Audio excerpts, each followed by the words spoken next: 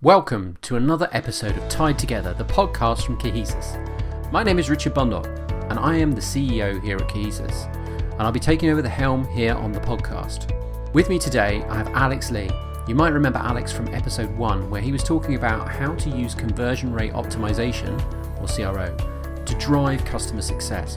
Well, that episode has become one of our most popular, so we thought we would get Alex back to talk about how to create a path in your organisation to customer delight. If you are enjoying this podcast, please do subscribe, favourite, let your friends, colleagues know, leave a comment, and send us your feedback at tiedtogether@cohaesus.co.uk. So let's get started.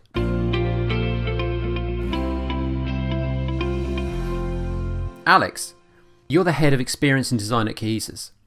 Before we jump into talking about how our listeners can develop a roadmap to customer delight, could you share a little bit about your background and experience to give people an idea of where you came from and how you ended up at Cohaesus? Sure. Thanks for having me, Rich. So I've been on a convoluted journey to get here. So I started out as a visual designer back in the late 90s, back before user experience and things like that existed. And then I got into I got into user-centered design through working at Yahoo a long time ago. And I've kind of worked in lots and lots of different industries. I was a contractor for a long time, working with lots of different agencies across London and across Asia. I spent some time in Singapore, in Australia, working with different agencies. And kind of the thing that's always appealed to me is creating products and services that help users achieve what they came to do, so help them achieve a need.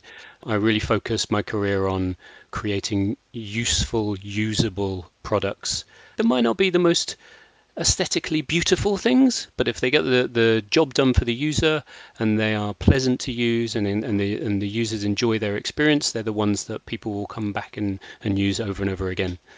So I head up the team here at Cohaesus, where we have a team of experienced designers, visual design, and data analysts. And we look across user experience for our clients, looking at it from the user angle as well as from a data angle to try and create the best experiences we can. Great. Alex, a lot of the people listening to this are going to be in mid-sized organizations, maybe some larger organizations, mid to large organizations. They're going to be people who understand that the world is changing, understand that their customer needs, the people that they serve, their needs are changing, and maybe they're feeling a little bit apprehensive about what they can achieve or how they go about achieving the changes to experience that their customers and the market is demanding. What are your thoughts on the market and the changes that are happening today? Given everything, given the the pandemic and given people's working at home more, what kind of things do you think that are changing in the world, driving changes to experience? Yeah, I mean, I think we've been talking about digital transformation and ensuring that we become much more digital savvy, and we look at the wide digital experience as well as the physical experience that people have with brands and with products and services. But with the pandemic, we've seen that everybody has had to adapt very, very quickly, and huge amounts of pressure have gone on to the digital channel as well as customer support channels at a rate that kind of nobody was expecting, or that if some of us were planning for a few months, we didn't expect it to be going on for multiple years. So I think we're seeing with our clients that the pressures on clients that are doing e-commerce or providing pure digital services, that they're having huge increases in traffic and huge increases in people that would not necessarily have chosen to use that channel. So where customers before had the choice of different channels, they're now being driven down certain routes, and that's meant that a lot of companies have had to adapt very quickly and have had to. I think we saw a little bit at the start of people kind of hunkering down and hoping they could weather the storm and it would all blow over and we'll be back to normal. But now I think everybody understands that we really have to embrace and adapt and make the most of the channels that we have, because it's unfortunately going to be going on for a while longer. Yeah, and so people listening to this are thinking to themselves, okay, so I know that there's change happening and I know I need to do something about it, but I'm not sure how to take the first step. I'm not sure what that really looks like for me. Is there something that, have you got an idea of how people could start their journey on the experience path, to make changes? Yeah, definitely. I think the first, a phrase that I learned back in Singapore, with awareness comes change, and the first step in this process, I think, is getting an awareness of what your experience actually is for a customer. So looking at your end-to-end experience from a customer perspective. So when they first arrive at your website, how do they ask their question or purchase their product or access their account, through to how do they purchase, how does the product get shipped, what emails do they receive, what lands on their doorstep, how different is it now in a no-touch COVID environment.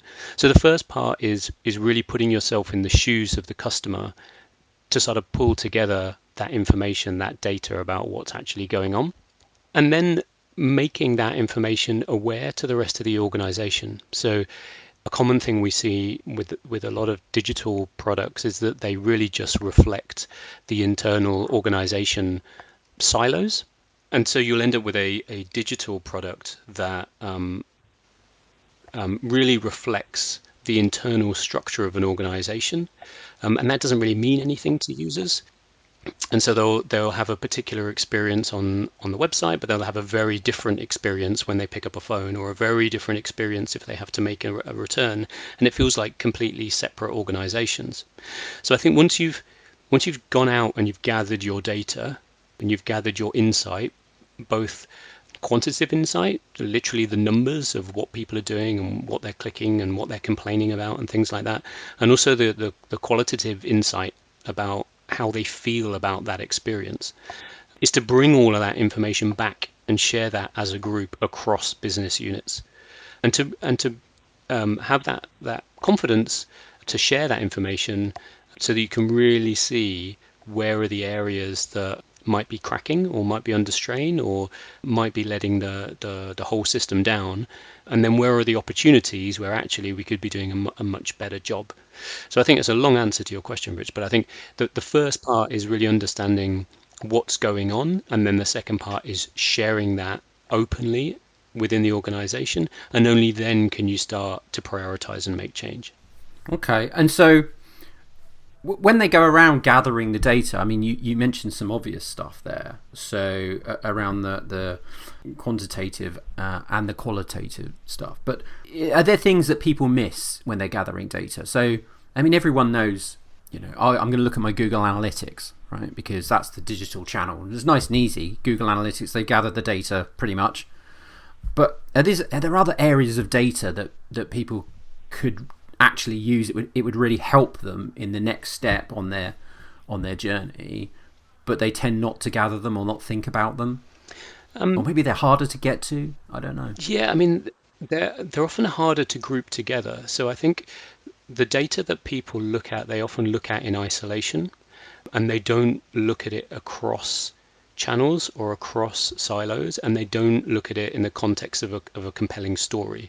So you may look at your Google Analytics and you'll bring together, okay, we've got thousands of new users, but you won't think about necessarily what does that mean. So it's like, we have thousands of new users. Okay, well, they're fresh to the brand. They need to understand what we do. They need to understand our offering. They need to understand our USPs, etc. So it's about taking that data and then understanding it in a storytelling context to really put together that end-to-end experience. But are there unobvious places where data is? Is it like actually creating? Is it about creating a small little data gathering exercise that there's some surveys that go out, or adding some, I like to call it telemetry, but some adding something into the process that creates more data that could be useful? Yes, so I think the first area or a key area to look at is making the connections between different types of data and insight that you might have. So you might already be capturing information from complaints, possibly that are coming into your phone lines, or you may be having emails coming into customer care, or you may be having data from places such as your Google Analytics, like you mentioned, or from things like returns or choices that people are making on your website. And I think it's about bringing that data together to be able to tell compelling stories and to be able to tell end-to-end stories across experiences and to kind of make that data public. So we do a lot with creating dashboards and reports and things like that, but these things are only useful if they're telling the right story, or if they're telling a story that the business understands. If you're just putting up raw data in front of people saying the number of users or the number of the amount of sales this week, it doesn't necessarily show the trends and the direction that things are going in the wider context of your business priorities. So one of the things that we do early on is to try to either capture first-hand primary research. So it might be through surveys, it might be through actually speaking to people. Back in the days, it will be mystery shopper and going into shops and things like that.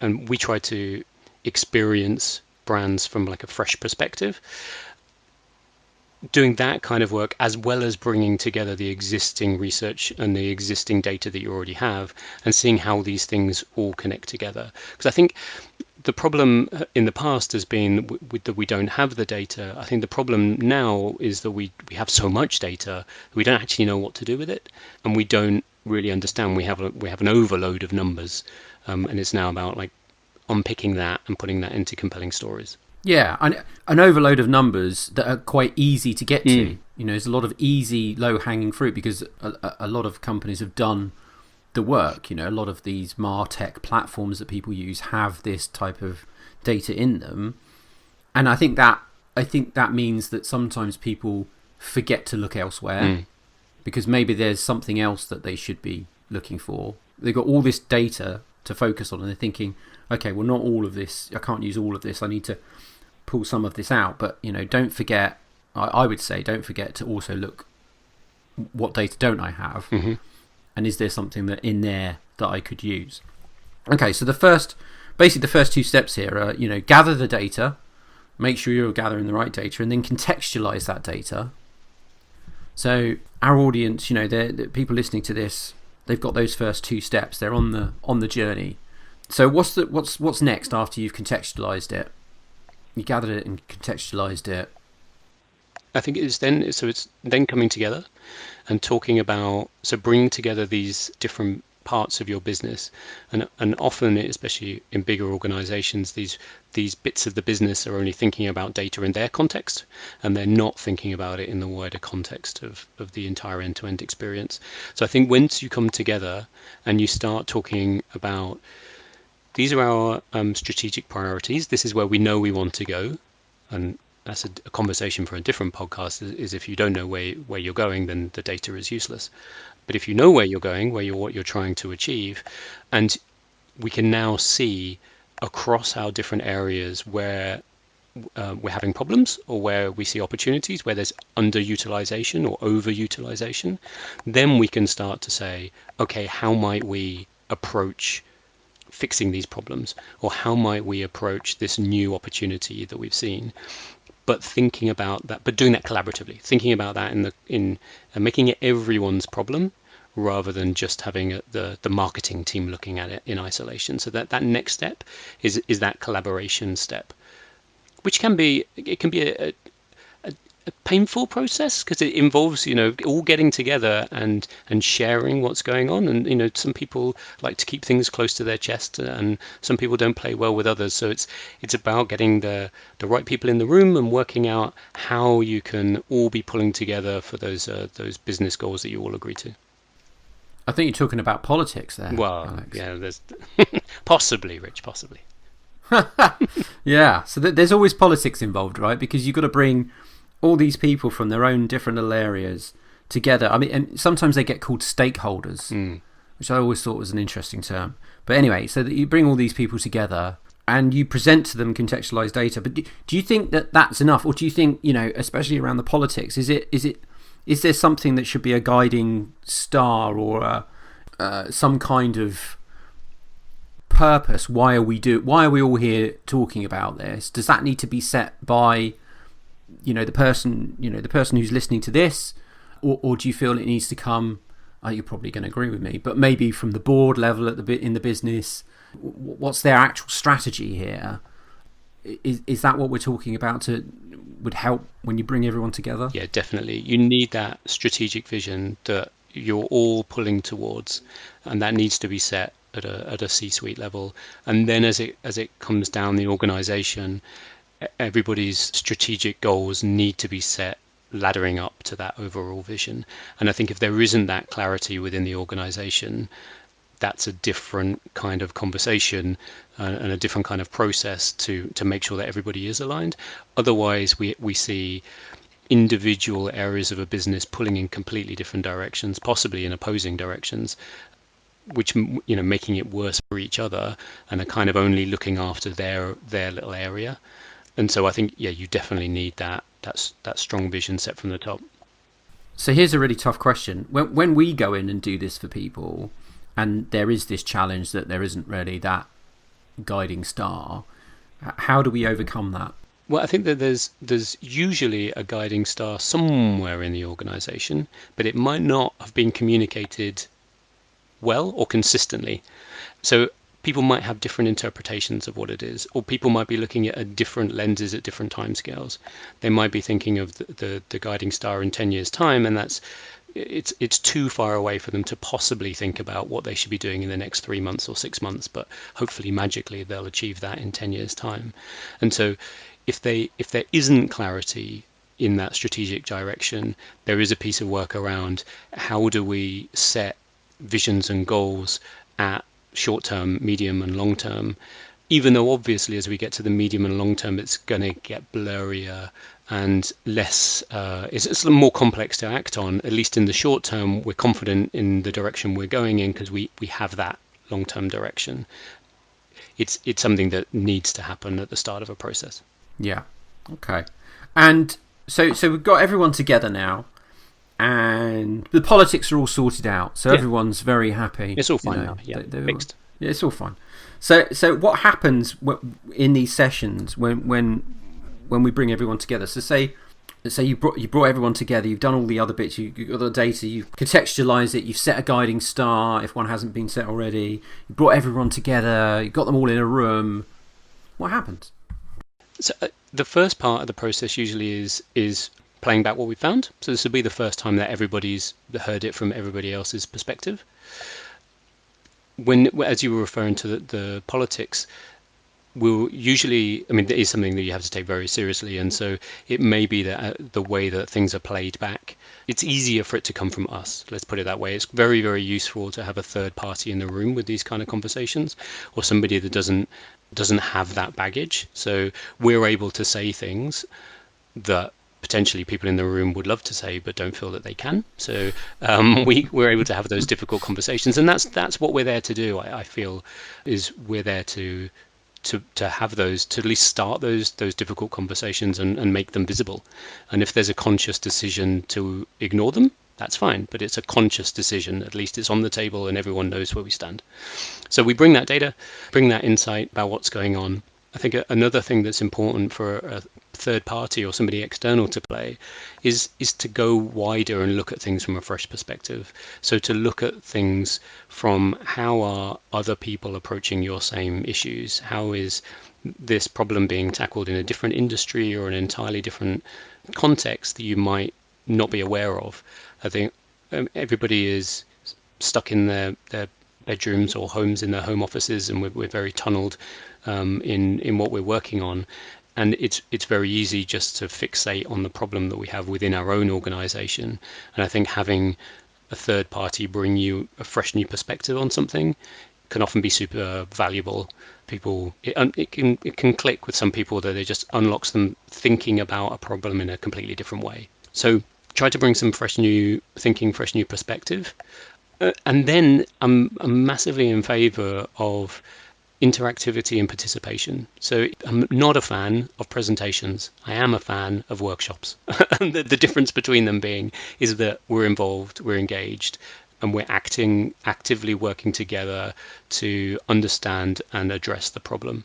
And so what we try to do as much as possible is unpack things together. So in the world we're in now, we're very fortunate with things like Zoom and breakout rooms and things like that, where we can get together in small groups, especially again if there's politics and people aren't comfortable with speaking out in front of the big boss, or they don't want to say things that somebody else might be offended by. We can group people together and start to ideate and think about how we might move forward in the context of these issues or opportunities that we brought to the table. Sorry.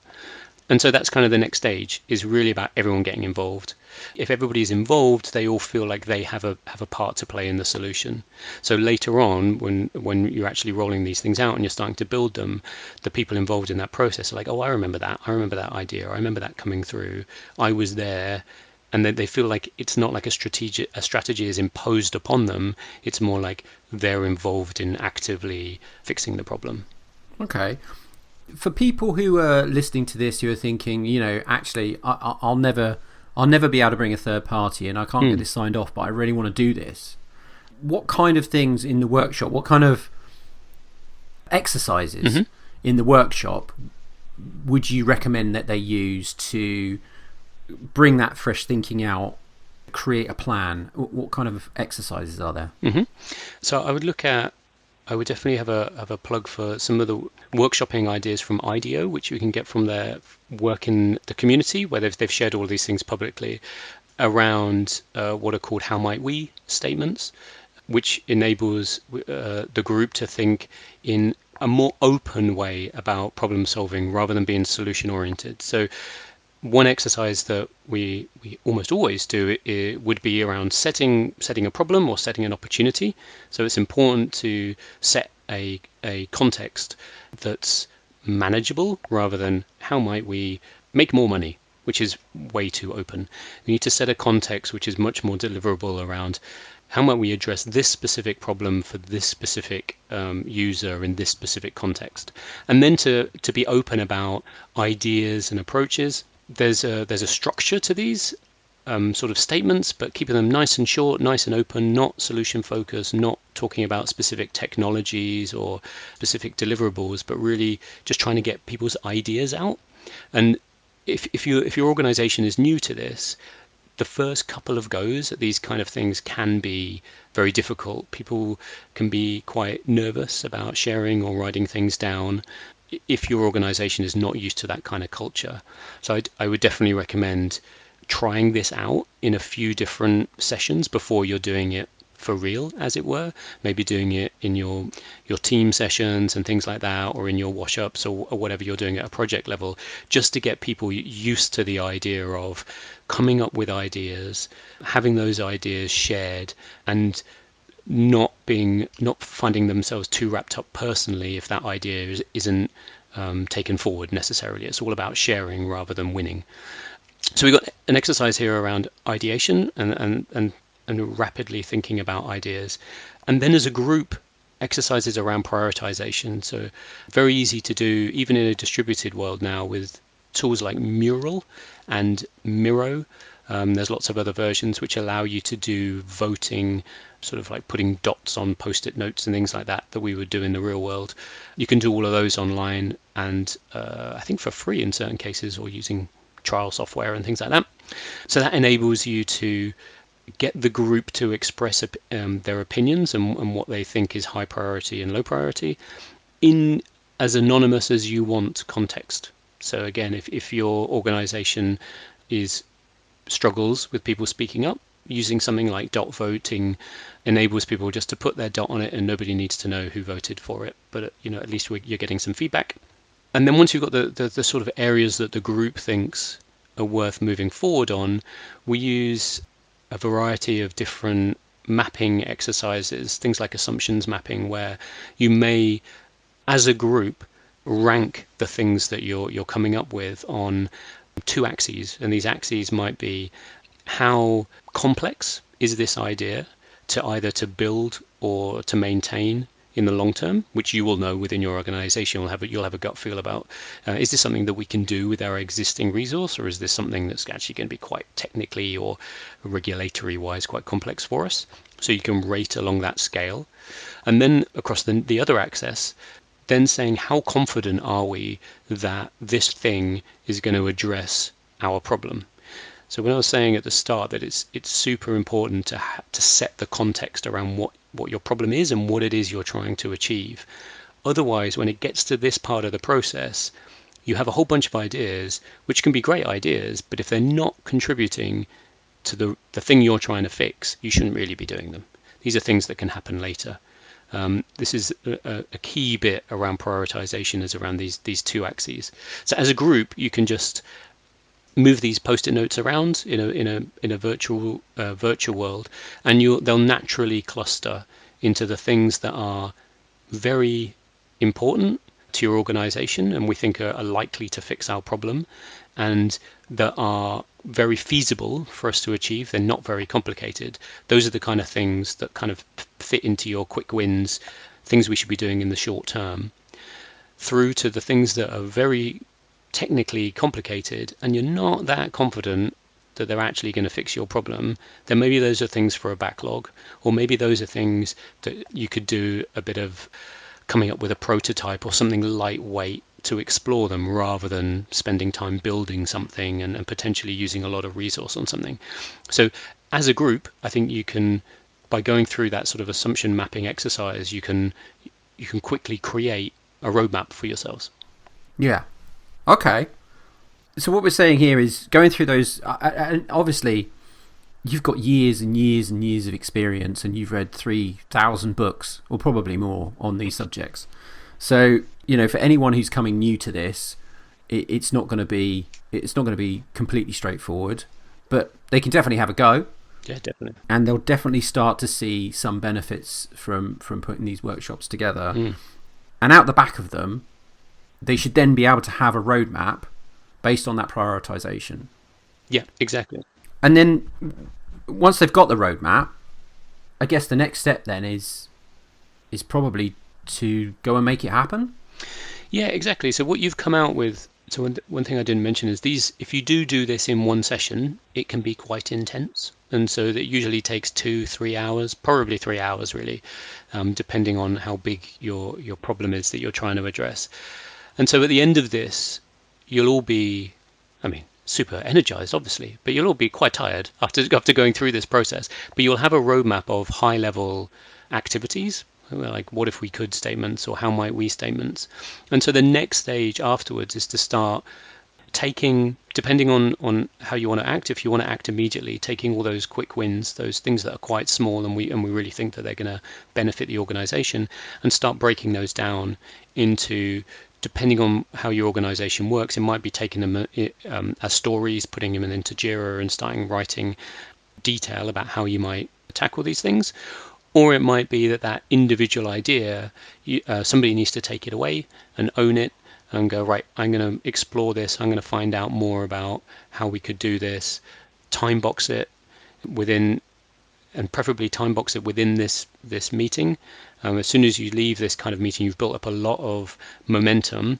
And if you can assign actions and assign times immediately, that will keep that momentum going. If you finish this session and then a week later go, okay, let's now divvy up these actions, all of that energy is gone. So I think it's really important to make the most of that energy at the end of this session and get ownership and start putting times against things. And then, it's basically getting stuck in. The bigger, meatier ones might need breaking up into multiple tasks or multiple investigations, and the smaller ones you can get going on straight away.